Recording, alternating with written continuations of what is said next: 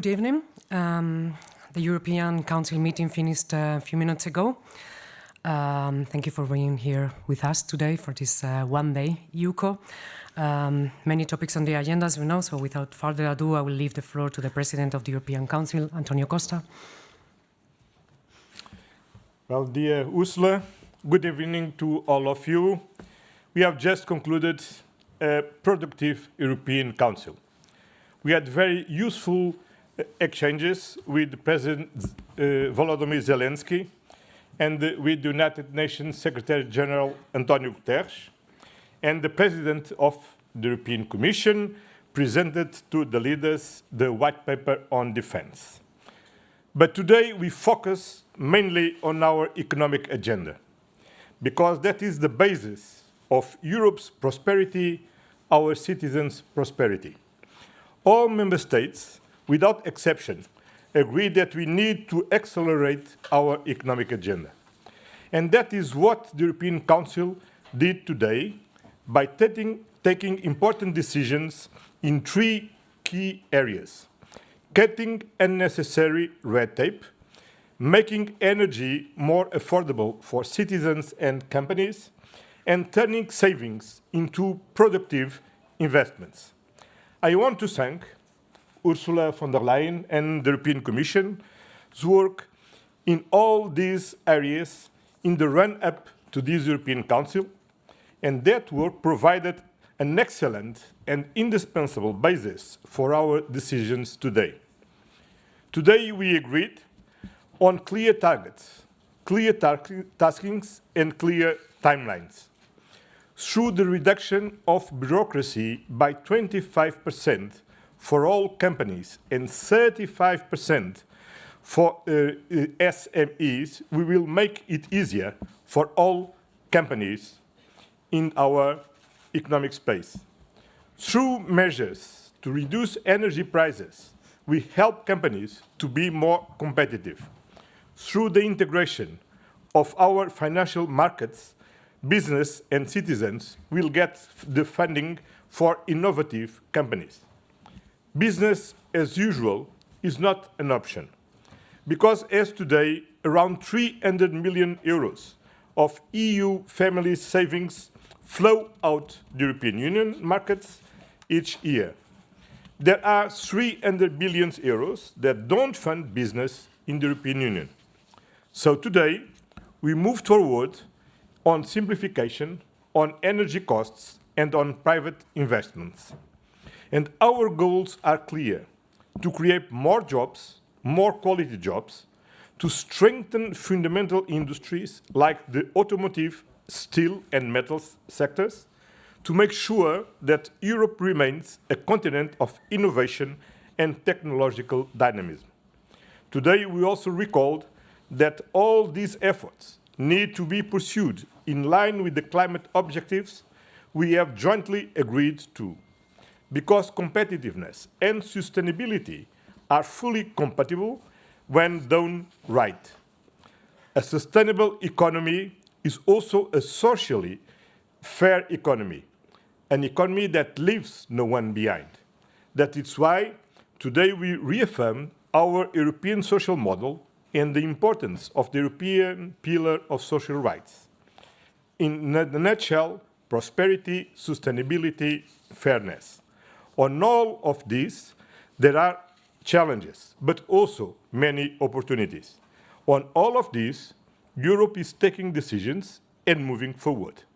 Thank you very much. Thank you very much, President von der Leyen. The floor is yours. Thank you very much. Now it's only 2 weeks after we last met that you, Antonio, have gathered us here again today. I think it was a very productive meeting. We discussed indeed competitiveness, and I presented our competitiveness compass with a clean industrial deal. And we discussed the 3 important cross-cutting topics. The first is energy.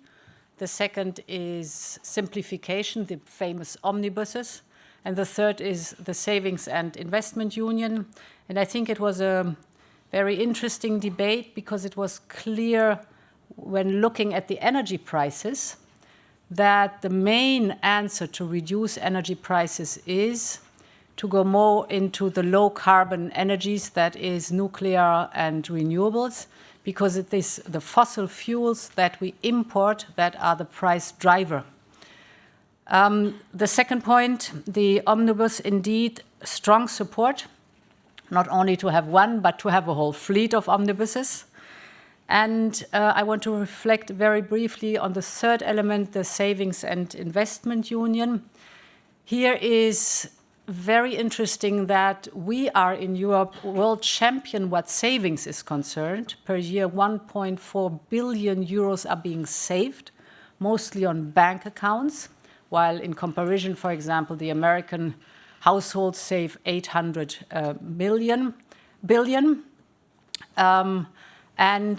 It is not the European market that benefits from being the world champion in savings, but it is mostly other markets, specifically the American market. Why? Because the European capital market is still fragmented, is complicated, and is slower. And the Savings and Investment Union has as a goal that the citizens get more and better return on their money, but also that the startups, the businesses have access to the much needed capital. And the capital will go where the business case is. In other words, we have to make sure that this fragmented market turns into one savings and investment union with one set of rules where you can everywhere have the same entry point. This makes it then interesting to allocate the money here in the European Union, and this was one of the main focus in our discussion. Indeed, as you said, there's another point. It's not only the cross-cutting topics that we have been discussing, but we also look now systematically to one sector after the next. We started with the clean industrial deal, that is the energy-intensive industry and the clean tech industry. We have done the strategic dialogue with the automotive industry with an action plan. We've done the strategic dialogue with the steel industry, also with an action plan. And now the next one is the chemical industry that will follow. The principle is here that we are very clearly sticking to our goals, for example, climate neutrality by 2050, but that we accompany the sector on the way towards the goals to see where we can support, adapt, flexibilize, be better. This is a huge transformation that the sectors are undergoing, and therefore this is a journey that we're doing together. We have also presented the white paper on the future of European defense, and it was very good to have both discussion because competitiveness and defense are two sides of the same coin. If there were doubts about that fact until a few weeks ago, today none are left. Progress here is no longer a nice to have, but the discussions showed very much that progress here is an absolutely must. 2 weeks ago at the European Council, we reached a historic agreement to increase our defense capability and our defense spending, and to do it together. And today we presented the Readiness 2030 plan. In other words, we agreed on how to do the spending. First, we are activating the national escape clause because member states are ready to invest more in their own security. This activation of the national escape clause allows the member states to increase their defense expenditure without triggering an excessive deficit procedure. And the second leg is that we proposed a new instrument, we call it SAFE, Security Action for Europe. And here, of course, joint procurement and collaboration is the name of the game. So we want to spend more together, we want to spend better, and we want to spend more European. It is about financing this joint procurement from the European industry. Up to 150 billion euros in loan to member states are available for these defense investment. A final remark on that one, because Ukraine's security is also European Union's security, Ukraine and its amazing defense industry will be able to participate in the joint procurement in SAFE. But as Ukraine's security is not just European Union security, but the whole of Europe's security, we also will open the possibility to associate partner countries to join the SAFE program. Finally, as you know, we will unleash the power of the EU budget, that those who want it voluntarily can flexibilize their cohesion funds for defense investment. And as I've just explained, we yesterday adopted the blueprint for a savings and investment union that closes the circle.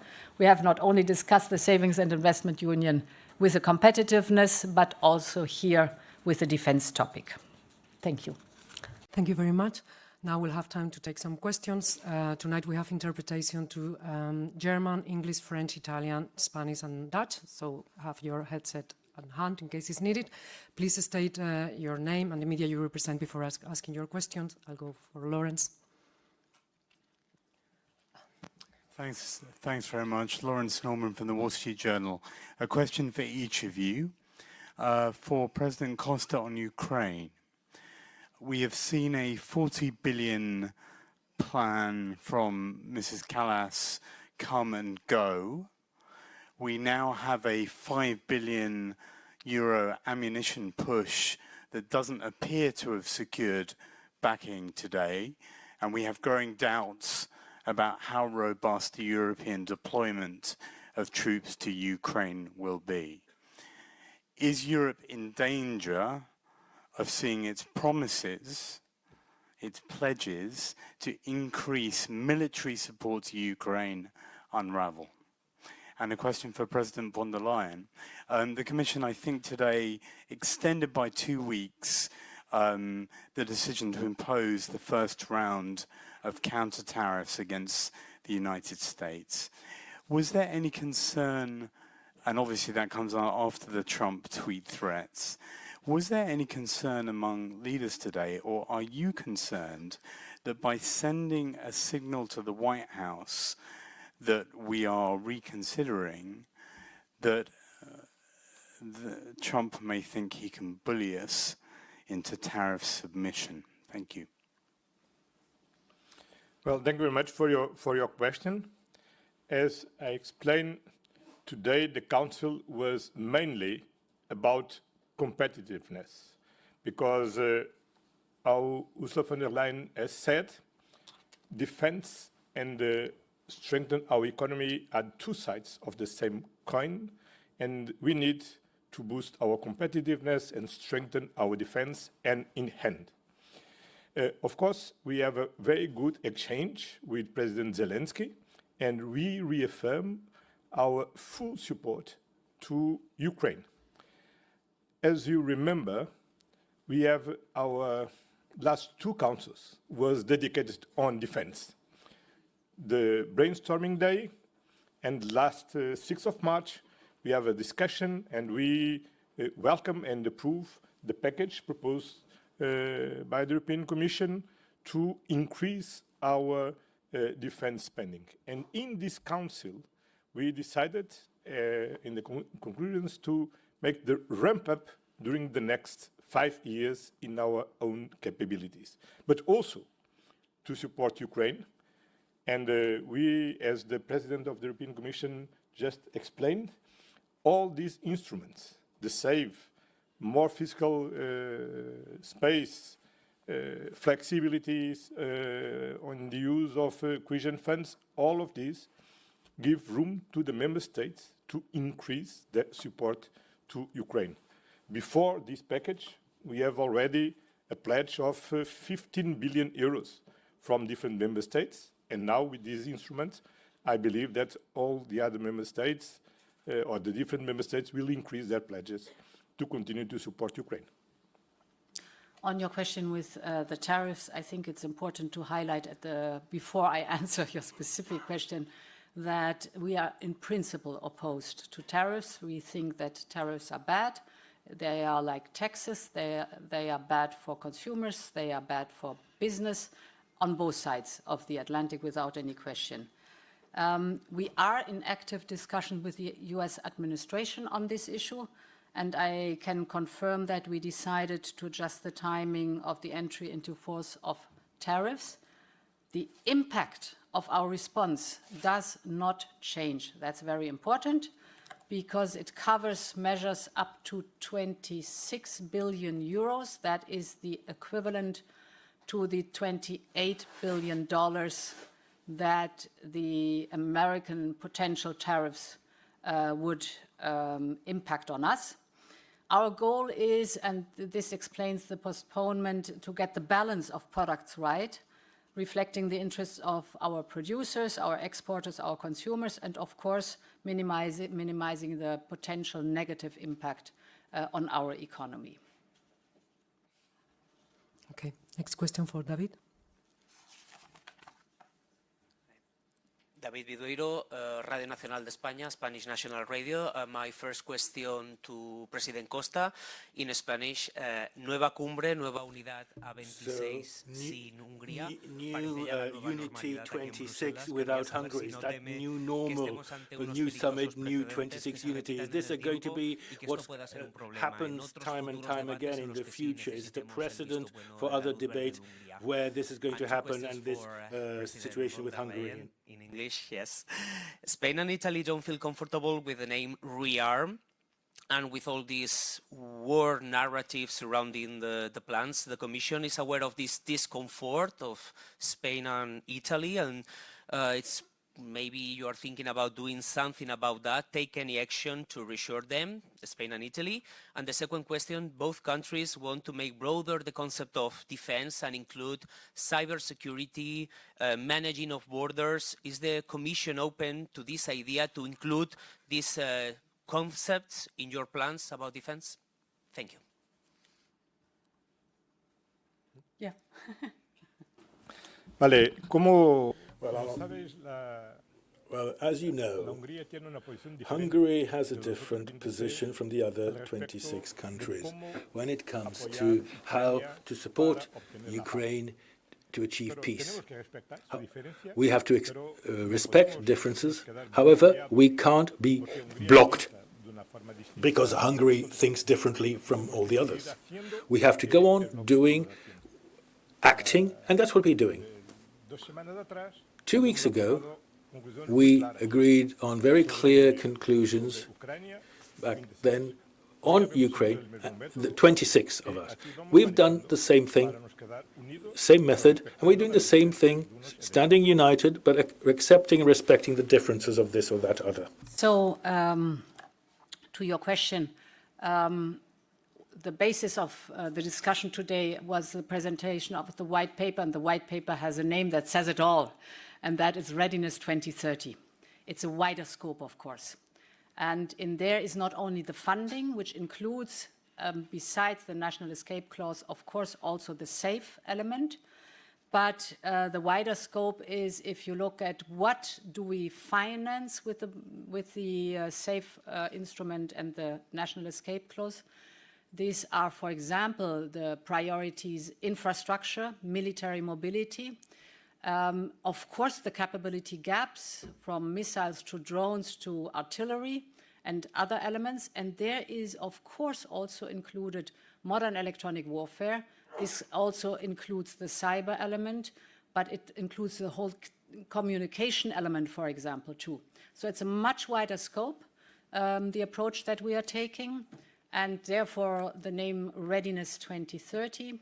And actually, I think next week in college, we will have the preparedness strategy, which shows also the second leg of Readiness 2030, that we have to be prepared for potential crises, also including, for example, natural disasters and other crises that we have to manage. So indeed, we started relatively narrow, but now the concept has grown or matured to Readiness 2030. Thank you. Virginie had a question. Oui, bonjour, Virginie Malingre, Le Monde. J'ai une première question sur... My first question Well, I won't ask you about innovative funding and so on, but I would be interested to hear about Next Gen 1 borrowings. You discussed the budget over dinner. Before thinking in terms of all types of innovative borrowing and innovative financing, what are you saying to member states when it comes to own resources on that issue? And my second question is more for Mr. Costa regarding Hungary. You say everything's okay, we accept differences and it doesn't really matter because there's no vote, okay. But how long is this likely to go on? Because it is rather odd. So we had a very first discussion on MFF, so the next budget, and indeed the proposal will come in summer. But what we raised today was the awareness to the fact that today we have 1.2 trillion budget, 7-year budget, plus 800 billion Next Generation EU.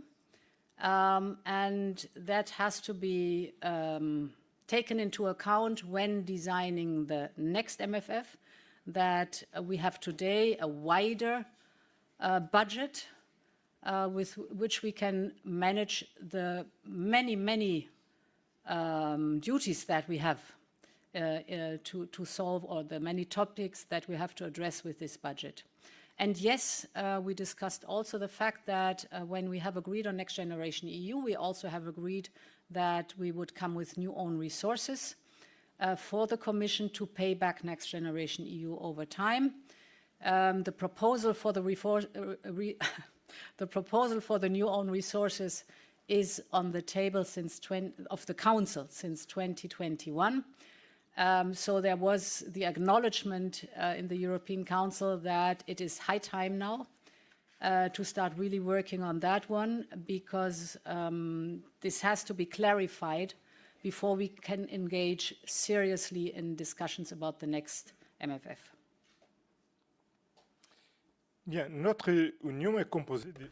Well, our union is made up of 27 member states, 27 nations, with a number of different histories, different cultures, different traditions, different views of the world.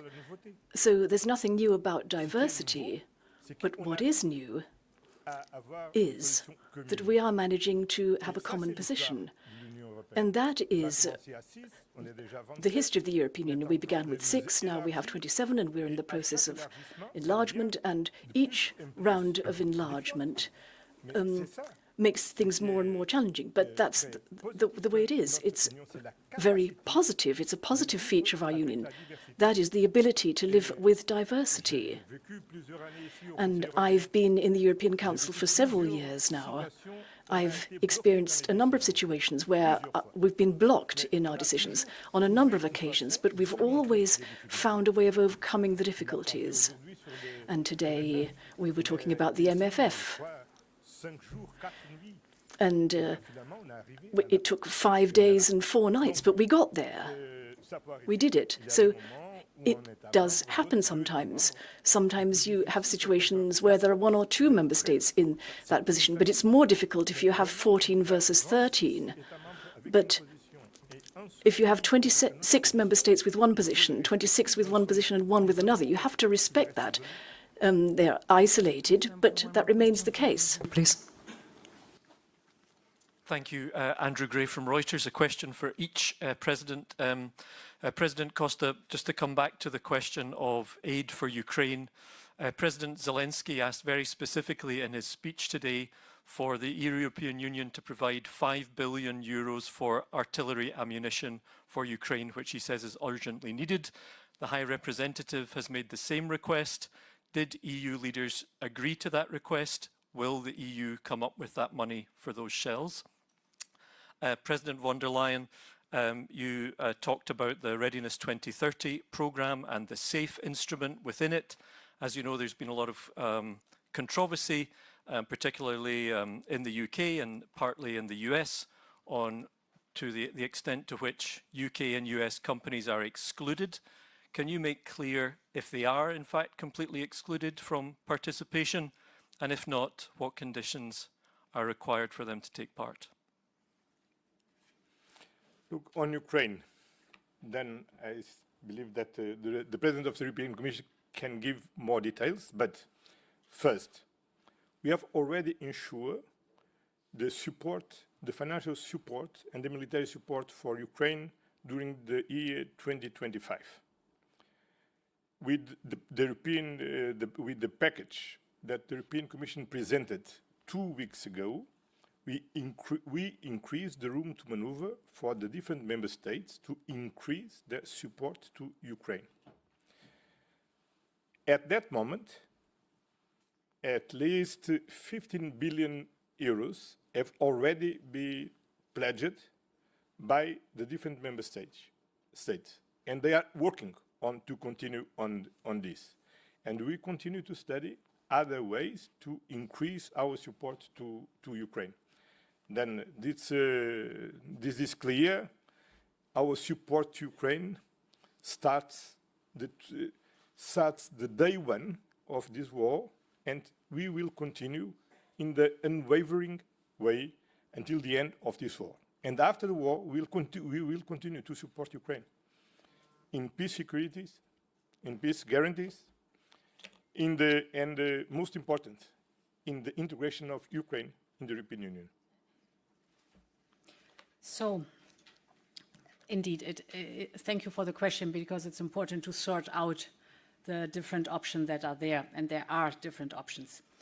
We have two funding possibilities. The first is the national escape clause. On a member states level, they have more fiscal space, and with that, they have to invest in defense, but how they invest in defense, that is their decision. And this is the bulk. This is 650 billion euros over 4 years, in the assumption that we will, on average, the member states will rise their defense investments by 1.5% of GDP. So that is massive.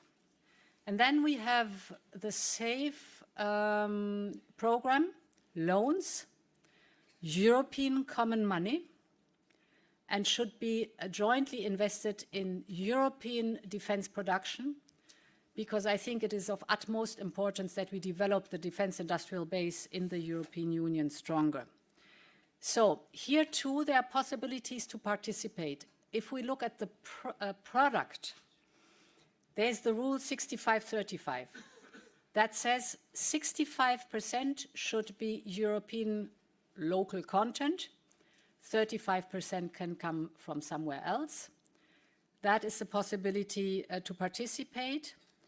And there's even another possibility to participate if you are an associated country. So you have a partnership agreement in security and defense. Then you are not even restricted by this 35%, but you can participate even wider in that product. That's the product part. And then we have the business or the company part. Companies in Europe means they do not have to be owned by European. It can also be a subsidiary from a different company headquartered in the European Union. Why that? Because these are billions and billions of euros that we will spend. And we want a return on investment.